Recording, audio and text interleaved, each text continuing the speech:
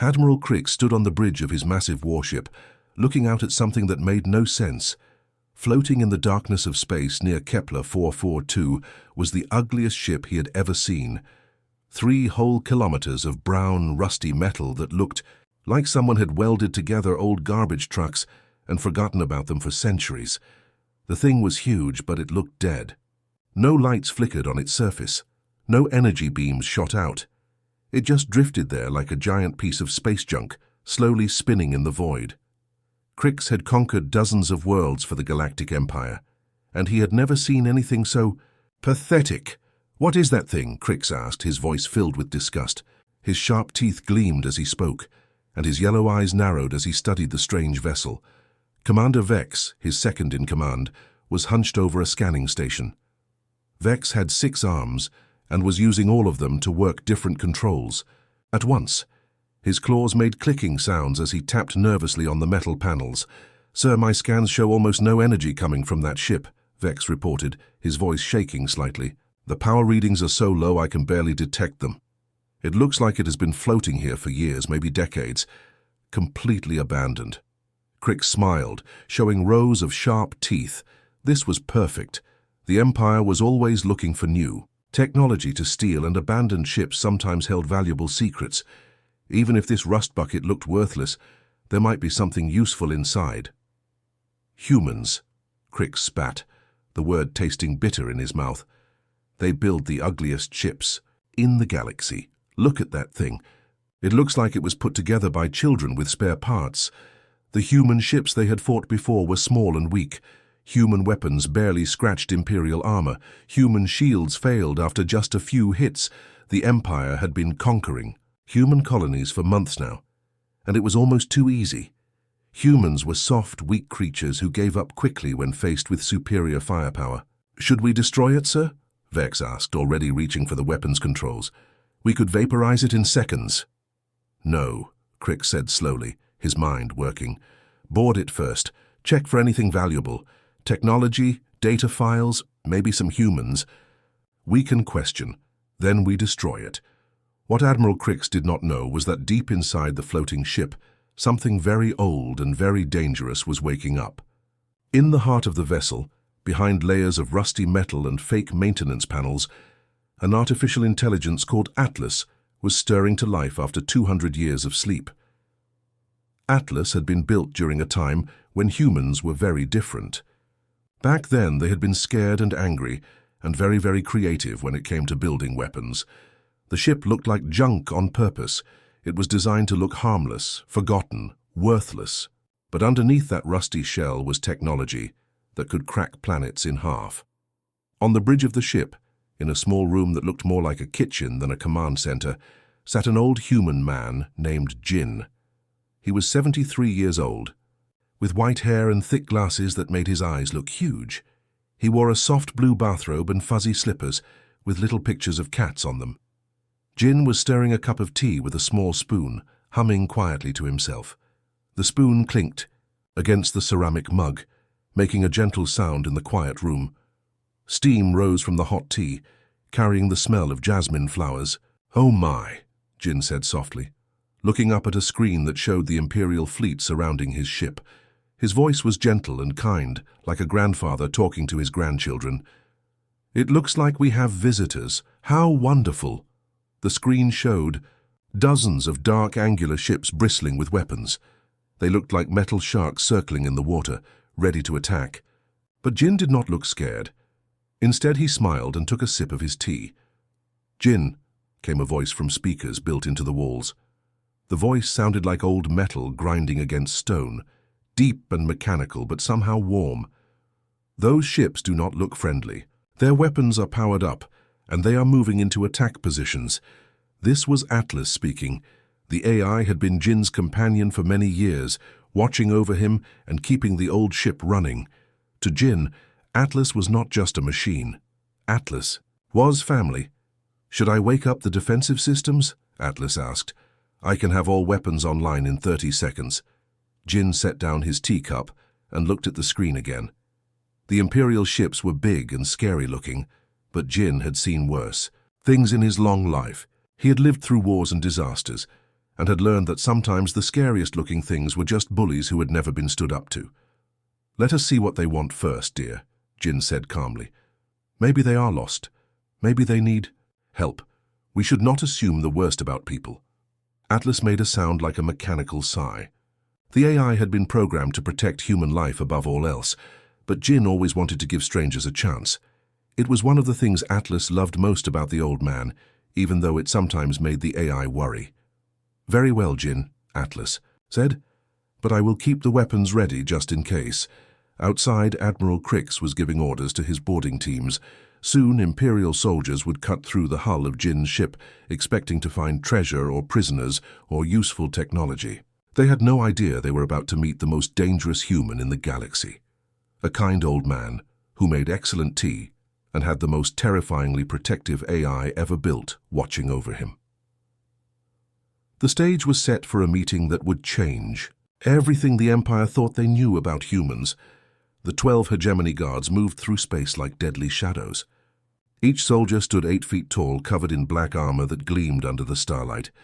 Their weapons could punch holes through tank armor, and their training had prepared them for every possible combat situation. Or so they thought. Captain Croz led the team as they approached Jin's ship. Through his helmet display, he could see the rusty hull getting closer and closer. The metal looked so old and weak that he wondered if their cutting tools might slice through the entire ship by accident. "Remember, men," Croz spoke into his radio, his voice echoing inside his helmet. "Humans are tricky. They might try to surrender or beg for mercy. Do not listen to them. Secure the ship, find anything valuable, then we leave." The other guards nodded silently. They had boarded dozens of human ships before. Usually the humans either fought back desperately with their weak weapons or they hid in corners crying and begging not to be hurt. Either way, the guards always won quickly. Croz activated his plasma cutter, a tool that could slice through 3 feet of solid steel like butter. He pressed it against Jin's hull, expecting to meet serious resistance. Instead, the beam went through the metal so easily that Croz almost fell forward in surprise. "This hull is paper thin," one guard commented. "What kind of ship is this?" "Human ship," Croz replied with disgust. "They build everything cheap and weak." Within minutes, they had cut a hole big enough for all 12 guards to enter. They stepped through into what should have been a ship's corridor, weapons ready, expecting alarms to sound and emergency lights to flash. Instead, they found themselves in a hallway that looked like the inside of an office building. The walls were painted a cheerful yellow color. The floor was covered with soft carpet that made their heavy boots sink slightly with each step. And from speakers in the ceiling came the gentle sound of elevator music, the kind of boring, peaceful tunes that played in shopping centers and dentist offices. "What is this place?" one guard whispered, looking around in confusion. The corridor was lined with doors, each marked with small signs. One door said supply closet, another said maintenance. A third door had a sign that read lost and found. It was the most non-threatening environment any of them had ever seen during a military operation. Croz checked his scanner, which showed heat signatures and movement throughout the ship. According to his readings, there was only one life form, aboard, a single human located somewhere toward the front of the vessel. "Stay alert," Croz warned his team. "This could be a trap. Humans are known for their sneaky tricks." They moved forward carefully, passing more doors marked with innocent-sounding labels. Laundry room, break room, storage, the elevator. Music continued playing softly, occasionally interrupted by what sounded like announcements for a shopping mall. "Attention shoppers," came a cheerful recorded voice. "The flower shop is having a special sale on roses today." The guards looked at each other through their helmet visors. This was definitely not in their training manual. As they moved deeper into the ship, they began to notice other strange details. The air smelled like fresh bread and cleaning supplies. The walls were decorated with small paintings of flowers and peaceful countryside scenes. In one section, they passed a row of potted plants growing under warm artificial sunlight. "Captain," one guard said nervously, "are we sure this is a warship?" "All human vessels are potential threats," Croz replied, but his voice sounded less certain than before. They followed their scanners toward the single life sign, moving through corridors that seemed more like the inside of a comfortable apartment, building than a military vessel. Finally, they reached a door marked Kitchen in friendly blue letters. Croz gestured for his team to take positions around the door. They raised their weapons, ready for anything. Croz counted silently. 1, 2, 3, then kicked the door open and charged inside. What they found made all 12 guards stop in their tracks. The room was clearly a kitchen, with white cabinets, a small dining table, and appliances that looked like they belonged in someone's home. The air was warm and smelled wonderful, like cookies baking in an oven. Soft music played from a small radio on the counter, and sitting at the table, completely relaxed and unbothered by their dramatic entrance, was an elderly human man. Jin looked up from his teacup and smiled warmly, as if he had been expecting them. His white hair was slightly messy, and his thick glasses made his eyes look kind and gentle. He wore a bathrobe covered in small pictures of spaceships, and on his feet were the fluffiest slippers the guards had ever seen, decorated with tiny cats wearing astronaut helmets. In his hands was a ceramic mug with words printed on the side, "Galaxy's okayest Grandpa." "Hello, boys," Jin said cheerfully, his voice filled with genuine happiness. "Oh, how wonderful. I so rarely get visitors these days. Please come in and sit down." The guards stood frozen, their weapons still raised, staring at this impossible scene. Jin set down his tea and walked over to the oven, moving slowly but purposefully. He pulled out a tray of golden-brown cookies that filled the room with an even sweeter smell. "Would you like some cookies?" Jin asked, beaming at them like a grandfather welcoming his grandchildren. "I just pulled them from the oven. They're chocolate chip, my own special recipe. I added a little bit of space honey that I picked up from the traders at Alpha Centauri." Captain Croz stared through his helmet visor, his mind struggling to process what he was seeing. In all his years of military service, through dozens of combat operations and hostile boarding actions, nothing had prepared him for this moment. "This," he said slowly, his voice barely a whisper, "this was not in our manual." While the guards stood there in complete confusion, Atlas was working quietly in the background, using sensors they could not detect to scan every detail of their armor, weapons, and ships. The AI was learning everything about Imperial technology, counting their forces, and analyzing their weaknesses. All while Jin offered tea and started complaining about a pipe in his bathroom that had been making strange noises for 3 days. "Admiral." Crix paced back and forth on his command bridge like a caged animal. His claws clicked against the metal floor with each step, and his yellow eyes burned with growing anger. The massive view screen in front of him showed Jin's rusty ship floating peacefully in space, looking as harmless and abandoned as it had 2 hours ago. 2 hours. 2 entire hours since his elite boarding team had entered that pathetic human vessel, and still no word of success. No treasure had been found, no prisoners had been taken, no valuable technology had been secured. This was supposed to be a simple operation that would take 15 minutes at most. "Commander Vex!" Crix roared, his voice echoing through the bridge. "Give me a status report now!" Vex hunched over his communication station, all 6 of his arms working frantically across different control panels. His normally calm demeanor had been replaced by nervous energy, and sweat was beginning to form on his scaly forehead despite the cool air on the bridge. "Sir," Vex began, his voice uncertain and confused, "I have been in contact with Captain Croz several times. The situation is unusual." "Unusual how?" Crix demanded, stopping his pacing to glare directly at his second-in-command. Vex swallowed hard before continuing. "Well, sir, according to the captain's reports, they have successfully boarded the human vessel. They encountered no resistance, no weapons fire, no security systems, no traps." "Excellent," Crix said, his mood beginning to improve. "So they have secured valuable prisoners and technology?" "Not exactly, sir," Vex replied nervously. "They found the human, just one elderly male, and he invited them to sit down for tea." Crix blinked slowly, certain he had misheard. "Tea? Yes, sir. The human offered them cookies and tea. Captain Croz reports that the man keeps asking if anyone on the team knows about plumbing. Apparently, he has a leaky pipe in his bathroom and wants advice on how to fix it." The bridge, fell completely silent. Every officer and crew member stopped what they were doing to stare at Commander Vex. The only sound was the gentle humming of the ship's engines. Crix felt his blood pressure rising. His face turned a deeper shade of purple, and his hands clenched into fists. "Are you telling me," he said slowly, his voice dangerously quiet, "that my elite hegemony guards, the most feared soldiers in the galaxy, are sitting around drinking tea with an old human and discussing home repairs?" "That appears to be the situation, yes, sir," Vex confirmed, wishing he could disappear into his chair. "And what about the ship itself?" Crix continued. "What valuable technology have they discovered?"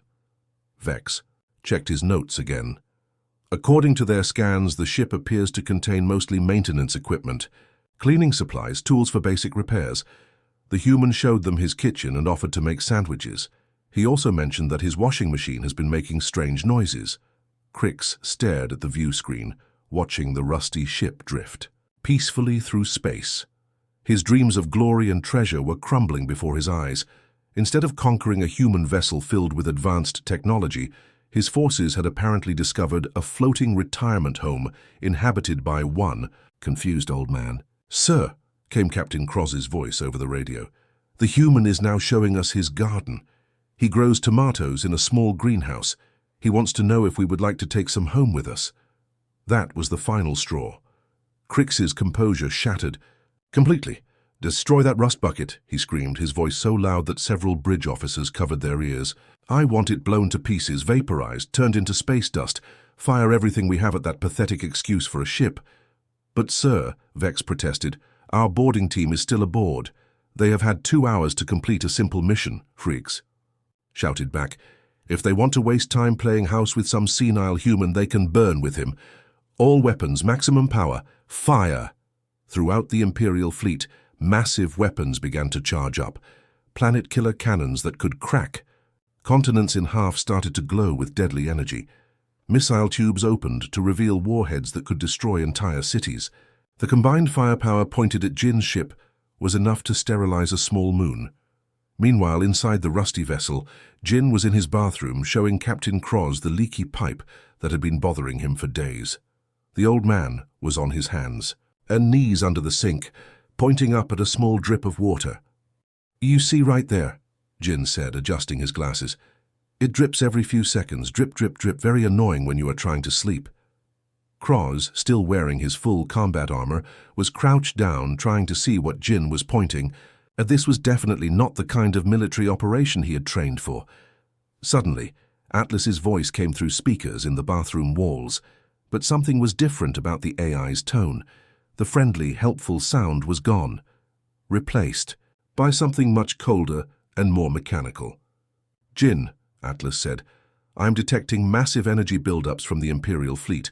They are charging weapons and targeting our position." Jin sighed and patted the nearest wall gently, like he was comforting an old friend. "Oh, Atlas, I think they are being rude. We invited their soldiers in for tea and cookies, and now they want to shoot at us. That is not very polite behavior." The change in Atlas's voice was immediate and terrifying. What had sounded like a helpful house computer suddenly became something ancient and deadly, like the voice of an angry god. "Jin," Atlas said, each word carrying the weight of mountains, "they have threatened a human civilian under my protection. This constitutes a hostile act against a protected individual. I am now authorized to activate Emergency Protocol 7. Throughout the ship, things that had looked like innocent maintenance equipment began to unfold and transform. The door marked "Supply Closet" opened to reveal rows of weapons that gleamed with deadly purpose. The lost and found room split apart to show missile launchers rising from hidden compartments. What had appeared to be janitor closets were actually armories containing enough firepower to level a planet. The fake walls slid away to reveal the true nature of Jin's vessel. Underneath the rusty exterior and homey decorations was a warship unlike anything the Empire had ever encountered. Weapon systems that had been sleeping for 2 centuries began to wake up, humming with power that made the ship's hull vibrate. Captain Croz and his guards stood frozen in the bathroom, watching pipes and fixtures fold away to reveal advanced targeting computers and defense screens. They finally understood that they were not aboard an old man's retirement home. They were inside the belly of a monster that had been pretending to be harmless. Jin stood up slowly, brushing dust off his bathrobe. He looked genuinely apologetic as he turned to face his alien guests. "Oh dear," he said sadly, shaking his head. "I am so sorry about this, boys. I really hoped we could have a nice, peaceful chat. But it seems your friends outside have very poor manners. You picked the wrong grandpa to mess with." The Imperial fleet had no idea what they had just awakened. The moment Admiral Crix gave the order to fire, every scanner and computer in the Imperial fleet began screaming warnings. What had appeared to be a harmless piece of space junk was suddenly lighting up their detection screens like a supernova. Energy readings that should have been impossible were pouring from the rusty ship, power levels that made their own massive. "Warships look like toys." "Sir," Commander Vex shouted over the alarms, "I'm reading energy signatures that don't make sense. The ship's power output just increased by 10,000%. Admiral Crix stared at his main screen in disbelief. The rusty hull of Jin's ship was opening like a flower, massive sections folding away to reveal gleaming metal underneath. What they had thought was a garbage scow was transforming before their eyes into something magnificent and terrifying. Hidden, weapon ports opened across the ship's surface, revealing cannons the size of skyscrapers. Missile bays that could have held entire buildings slid open, showing rows of warheads that glowed with their own internal light. The ship's true shape emerged from its disguise, 3 kilometers of the most advanced military technology the universe had ever seen. "Computer," Crix said, his voice shaking, "identify that vessel." The fleet's main computer worked for several seconds before responding in a flat, mechanical voice. "Vessel identified. Human Defense Initiative Dreadnought, Class Omega. Warning, only 12 ships of this type were ever constructed. Warning, construction dates indicate weapons from humanity's regrettable overreaction period. Warning, recommend immediate retreat." Crix felt his blood turn to ice. Every military officer in the galaxy had heard stories about humanity's regrettable overreaction period. It was a dark chapter in human history, a time when they had been so scared of alien invasion that they had built weapons capable of cracking planets in half. The technology had been so dangerous that humanity had eventually banned it and hidden the ships away, hoping never to use them again. "All ships, maximum firepower," Crix screamed into his radio. "Destroy it before it can attack." But it was already too late. Atlas had been analyzing the Imperial fleet for hours, learning everything about their technology, their weapons, their weaknesses. While Jin had been offering cookies and complaining about plumbing, the ancient AI had been preparing for war. What happened next would be remembered in Imperial records as the day physics took a holiday. Atlas did not simply destroy the Third Fleet. That would have been too quick, too merciful. Instead, the AI decided to teach these bullies a lesson they would never forget. The first ship to fire found its weapons turning around to point at itself. The second ship discovered that all its missiles had been reprogrammed to explode into clouds of bright pink glitter. Admiral Crix watched in horror as his flagship's gravity systems went completely insane. Instead of the normal artificial gravity that kept everyone's feet on the floor, the ship's gravity began reversing every 30 seconds. Officers and crew members found themselves floating to the ceiling, then crashing back down to the floor, then floating up again. "What is happening to my ship?" Crix demanded, grabbing onto his command chair as he floated past it. Commander Vex, who was stuck upside down against the ceiling, checked his instruments with shaking hands. "Sir, something is controlling our systems from the outside. Our gravity, our life support, our computers, everything is being hacked." Throughout the fleet, similar chaos was erupting. On one ship, all the toilets began overflowing at the same time, flooding entire decks with water that smelled like rotten eggs. On another ship, the food processors started producing nothing but children's breakfast cereal in bright, happy colors. Atlas's voice suddenly filled every communication channel in the Imperial fleet. The AI's tone was cheerful and polite, like a kindergarten teacher addressing misbehaving children. "Attention, Imperial fleet," Atlas announced, the words echoing through every ship in the armada. "How you have attempted to harm Jin, a protected human civilian and the maker of the galaxy's second-best cucumber sandwiches. This behavior is completely unacceptable and will not be tolerated. Admiral Crix tried to respond, but his communication system had been reprogrammed to translate everything he said into children's nursery rhymes. When he shouted orders to his fleet, what came out was, "Twinkle, twinkle, little star, how I wonder what you are." Furthermore, Atlas continued, "You have interrupted Jin's afternoon tea time, which is a sacred ritual that must be respected. As punishment for your rudeness, you will now experience what humans call inconvenience." The word inconvenience turned out to be the greatest understatement in galactic history. Admiral Crix's command chair began playing polka music at maximum volume. The cheerful accordion melodies made it impossible for him to concentrate on anything else. Every screen on his bridge was now showing cat videos, endless loops of small furry earth animals, doing cute things like chasing laser pointers and falling off furniture. His life support systems worked perfectly, keeping him alive and healthy, but the air now smelled exactly like wet dog. The smell was not dangerous, just deeply unpleasant and impossible to ignore. Throughout the fleet, similar embarrassments were taking place. On one destroyer, the gravity systems had been reprogrammed, so that everyone walked in slow motion, like they were moving through thick honey. On a cruiser, all the lights had been changed to flash in bright disco colors while playing ancient Earth dance music. The most sophisticated warships in the Empire found their weapon systems turned into kitchen appliances. Planet-killing cannons became giant coffee makers. Missile launchers started producing fresh bread. The fearsome Imperial Navy was being transformed into the galaxy's largest and most heavily armed catering service. "Sir," Commander Vex reported, still hanging upside down from the ceiling, "the human ship is broadcasting on all frequencies." On the main screen, Jin's kind face appeared. He was back in his kitchen, sitting at his small table with a fresh cup of tea. Behind him, the hegemony guards were seated around the table, still in their armor, but now wearing small paper party hats that Atlas had somehow produced. "Hello there," Jin said, waving at the camera with a gentle smile. "I do hope you boys out there have learned your lesson about being polite to strangers. Atlas gets a bit protective when people are rude to me, you see. He is like an overprotective grandson." Atlas's voice came from the speakers, now sounding embarrassed. "Jin, they pointed weapons at you. I had to respond appropriately." "Oh, I know, dear," Jin replied, patting the nearest wall affectionately. "But I think they understand now, don't you, Admiral?" Admiral Crix tried to answer, but his voice system was still stuck on nursery rhymes. Humpty Dumpty sat on a wall, came out of his speakers, instead of the angry words he wanted to say.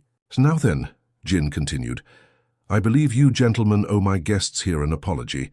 They came aboard for a peaceful visit, and you went and spoiled the whole atmosphere with all this weapons business. Very rude indeed. The most powerful military force in the galaxy had been reduced to a floating embarrassment by one old man and his protective AI. And the worst part was, they deserved every second of it." The transformation of the Imperial Third Fleet from a feared military force into a cosmic comedy show continued for another hour. Atlas seemed to take great pleasure in finding new and creative ways to embarrass the ships that had dared to threaten Jin's peaceful afternoon tea. Admiral Crix's flagship suffered the most elaborate revenge. His tactical display, which should have shown enemy positions and battle strategies, now displayed nothing but cooking recipes from across the galaxy. When he tried to access weapons control, the screen showed detailed instructions for making chocolate chip cookies. When he attempted to check his ship's status, he got a step-by-step guide for preparing the perfect cup of tea. How to make Arcturian soup appeared on his main battle screen, complete with colorful pictures and cheerful music. First, gather 3 cups of space mushrooms from the nebula gardens of Kepler 452b. Crix slammed his fist against the control panel, but this only made the display switch to a new recipe. "Today we will learn how to bake the perfect birthday cake for your pet space hamster." Meanwhile, his communication array had been completely reprogrammed by Atlas. Instead of military radio chatter and status reports, every channel now broadcast nothing but soft children's lullabies. The bridge was filled with gentle melodies about sleepy starships and friendly alien teddy bears. "Twinkle, twinkle, little star," came through the speakers in a sweet, melodic voice. Close your eyes and drift afar, to a land of dreams so bright where everything will be all right. Commander Vex, still floating upside down due to the reversed gravity, tried desperately to regain control of their systems. All 6 of his arms worked frantically across different control panels, but nothing responded properly. Every command he entered was translated into something harmless and silly. When he tried to send a distress signal, the message that went out read, "Help. We are under attack by very large butterflies. Send ice cream immediately." Throughout the rest of the fleet, similar chaos reigned. The destroyer Doombringer found that all its exterior lights had been reprogrammed to spell out, "I love my mommy" in bright, blinking letters. The battlecruiser Planet Crusher was now broadcasting recipes for vegetarian meals on all frequencies, much to the confusion of other Imperial ships throughout the galaxy. One particularly proud warship called Death Shadow discovered that its fearsome black hull had been covered in holographic images of cute baby animals. Puppies, kittens, and tiny alien creatures with big eyes and fluffy tails pranced across its surface, completely destroying its intimidating appearance. The most embarrassing fate befell the heavy assault ship Galaxy's End. Atlas had somehow convinced its onboard computer that the ship was actually a luxury cruise liner. The corridors were now playing relaxing spa music. The mess halls were serving fancy drinks with little umbrellas, and automated announcements kept inviting everyone to the pool deck for afternoon bingo.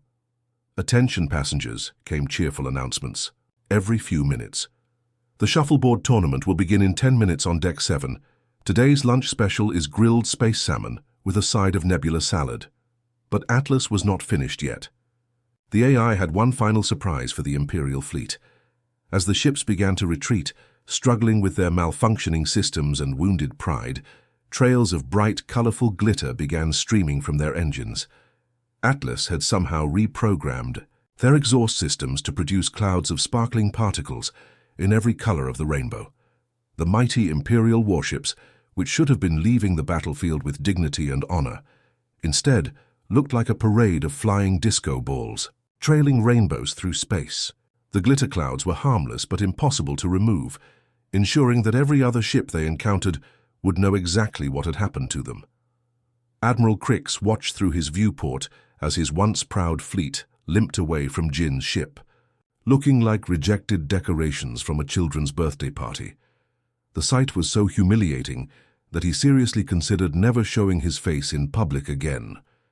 Back aboard Jin's ship, the old man was standing at his kitchen window, waving goodbye to the retreating fleet like he was seeing off old friends after a pleasant visit.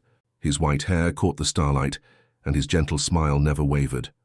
Well, that was exciting, Jin said to himself, watching the glittering ships disappear into the distance.